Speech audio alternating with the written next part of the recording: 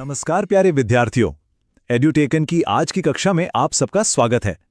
आज हम इतिहास का अपना 5वां अध्याय शुरू करने जा रहे हैं, जिसका नाम है राज्य, राजा और एक प्राचीन गणराज्य। तो चलिए अपनी अपनी किताबें खोल लीजिए और मेरे साथ इस दिलचस्प अध्याय को समझना शुरू करते हैं। तो आपके किताब में अध्याय की शुरुआत एक छोटी सी कहानी से होती है। एक बच्चा है शंकरण। वो जब सुबह उठता है तो देखता है कि उसके नाना नानी कहीं जाने के लिए तैयार हो रहे हैं, वोट डालने के लिए, और वो लोग बहुत जल्दी में हैं, चाहते हैं कि चुनाव केंद्र पर सबसे पहले पहुंचे। शंकरण के मन में जिज्ञासा होती है। वो पूछता है तो उसके नाना जी उसे बताते हैं कि देखो, आज हम अपने शासकों को, अपनी सरकार को चुनने जा रहे हैं। और यहीं से हमारे आज के अध्याय का सबसे बड़ा सवाल निकल कर आता है। आज के समय में तो हम वोट देकर, मतलब मतदान करके, अपने शासक चुनते हैं, पर क्या कभी सोचा है कि हजारों साल पहले, बहुत पुराने समय में, लोग राजा कैसे बनते थे? चलिए आज इसी सवाल का जवाब ढूंढते हैं। तो हमारा पहला सवाल यही है कि शासक बनते कैसे थे। देखिए, आज से लगभग 3000 साल पहले की बात है। उस समय राजा बनने की जो प्रक्रिया थी वो आज से बहुत अलग थी। उस समय कुछ लोग बड़े बड़े यज्ञों का आयोजन करके राजा बन जाते थे। हाँ, जो इन भव्य यज्ञों को सफलतापूर्वक पूरा कर लेता था, उसे ही राजा के रूप में मान्यता मिल जाती थी। ऐसा ही एक बहुत महत्वपूर्ण और बड़ा यज्ञ था, अश्वमेध यज्ञ। अब इसके नाम को ही देखिए। अश्व का मतलब होता है घोड़ा और मेध का मतलब यज्ञ। तो ये घोड़े वाला यज्ञ था। इसमें होता यह था कि एक बहुत ही सजे धजे घोड़े को राजा के लोगों की देखरेख में आजादी से घूमने के लिए, विचरण करने के लिए छोड़ दिया जाता था। अब इस यज्ञ की प्रक्रिया को जरा ध्यान से समझिए। ये घोड़ा जब दूसरे राजाओं के राज्यों से होकर गुजरता था तो उन राजाओं के पास दो ही विकल्प होते थे। पहला, अगर किसी राजा ने उस घोड़े को रोक लिया तो इसका मतलब होता था कि वो यज्ञ करने वाले राजा की शक्ति को चुनौती दे रहा है, और फिर उसे उस राजा से युद्ध करना पड़ता था। और दूसरा विकल्प था घोड़े को बिना रोके जाने देना। अगर कोई राजा घोड़े को जाने देता था तो इसका मतलब ये होता था कि उसने ये मान लिया है कि अश्वमेध यज्ञ करवाने वाला राजा उससे कहीं ज्यादा शक्तिशाली है। तो इस तरह यज्ञ जब सफलतापूर्वक पूरा हो जाता था तो जो राजा इस यज्ञ को करवाता था वो बहुत ही ज्यादा शक्तिशाली माना जाता था। फिर जिन जिन राजाओं ने उसकी अधीनता स्वीकार की थी, मतलब उसके घोड़े को जाने दिया था, उन सभी को इस यज्ञ में मेहमान के तौर पर बुलाया जाता था। और ये सभी राजा उस शक्तिशाली राजा के लिए कीमती कीमती उपहार लेकर आते थे। इन सभी आयोजनों में राजा का स्थान सबसे खास होता था, सबसे मुख्य। उसे एक ऊंचे राज सिंहासन पर या कभी-कभी बाघ की खाल के एक विशेष आसन पर बिठाया जाता था। युद्ध के मैदान में राजा का जो सारथी होता था, यानी उसका रथ चलाने वाला, वो राजा का साथी भी होता था। यज्ञ के समय वो राजा की जीतों और उसके गुणों का गान करता था। जो पुरोहित यज्ञ करवाते थे वे राजा के ऊपर पवित्र जल का छिड़काव करके दूसरे अनुष्ठान पूरे करते थे। जो आम लोग थे, जिन्हें उस समय विष या वैश्य कहा जाता था, वे राजा के लिए उपहार लाते थे। पर यहाँ एक बात ध्यान देने वाली है, जिन्हें पुरोहित शूद्र मानते थे, उन्हें कई धार्मिक अनुष्ठानों में शामिल नहीं किया जाता था। अच्छा, तो इसी समय के आसपास उत्तर भारत में, खासकर गंगा यमुना के इलाके में, समाज में एक और बड़ा बदलाव आ रहा था। पुरोहितों ने लोगों को काम के आधार पर 4 वर्गों में बांट दिया था। इसी बंटवारे को वर्ण व्यवस्था कहा गया। चलिए अब हम इस वर्ण व्यवस्था और जनपद के बारे में थोड़ा और जानते हैं। ये जो वर्णों का विभाजन था, ये उनके काम के आधार पर किया गया था। जैसा कि आप इस तालिका में देख सकते हैं, पहला वर्ण था ब्राह्मणों का। उनका काम वेदों का अध्ययन करना कराना और यज्ञ करना था। दूसरा स्थान शासकों का था, जिन्हें क्षत्रिय कहते थे। उनका काम था युद्ध करना और लोगों की रक्षा करना। तीसरे स्थान पर थे वैश्य। इनमें किसान, पशुपालक और व्यापारी शामिल थे।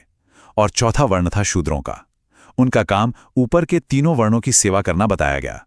बाद में यह व्यवस्था जन्म के आधार पर हो गई, जो समाज में एक बड़ा बदलाव था। अब एक और बहुत ही दिलचस्प बदलाव आया। जो राजा इतने बड़े बड़े यज्ञ करवाते थे, वो अब सिर्फ जन के राजा नहीं रह गए थे।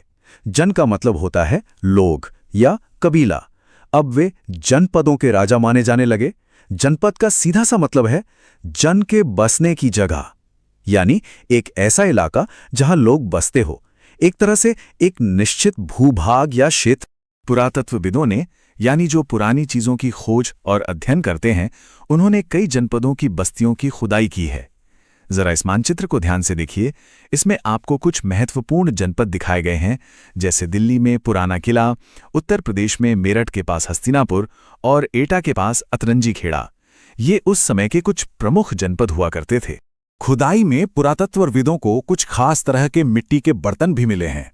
स्क्रीन पर जो बर्तन आप देख रहे हैं, इसे चित्रित धूसर पात्र कहते हैं। धूसर मतलब स्लेटी या ग्रे रंग का। इन बर्तनों की खासियत ये थी कि इन पर चित्रकारी की जाती थी, आमतौर पर सीधी लाइनों और ज्यामितीय आकृतियों वाली। ये देखने में बहुत सुंदर और चिकने होते थे।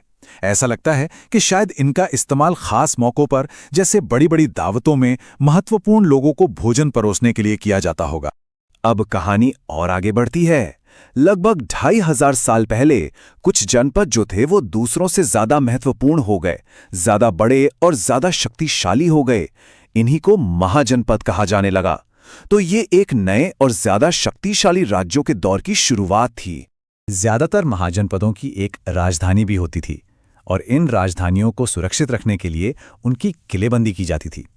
किलेबंदी मतलब उनके चारों तरफ लकड़ी, ईंट या पत्थर की बहुत ऊंची ऊंची और मजबूत दीवारें खड़ी की जाती थीं। ये जो तस्वीर आप देख रहे हैं, ये इलाहाबाद के पास मिले कौशाम्बी किले की दीवार का एक हिस्सा है। सोचकर देखिए, दीवारें क्यों बनाते होंगे?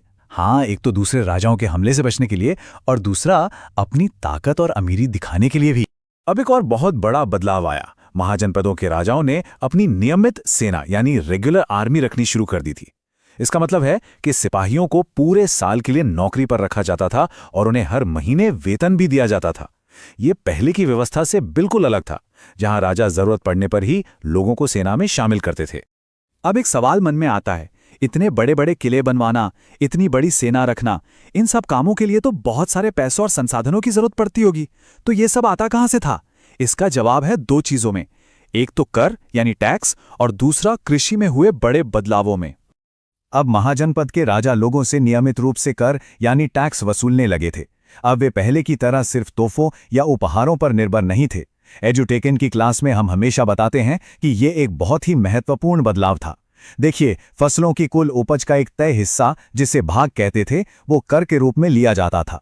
इसी तरह कारीगरों, पशुपालकों, व्यापारियों और यहां तक कि शिकारियों को भी किसी न किसी रूप में कर देना ही पड़ता था।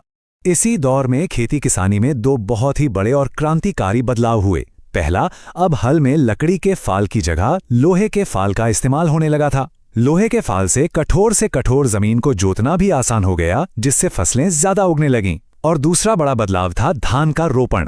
अब किसान खेतों में बीज छिड़कते नहीं थे, बल्कि धान की पौध तैयार करके उसे पानी भरे खेतों में रोपते थे। इस तरीके से ज्यादा पौधे जिंदा बचते थे और पैदावार भी कई गुना बढ़ गई।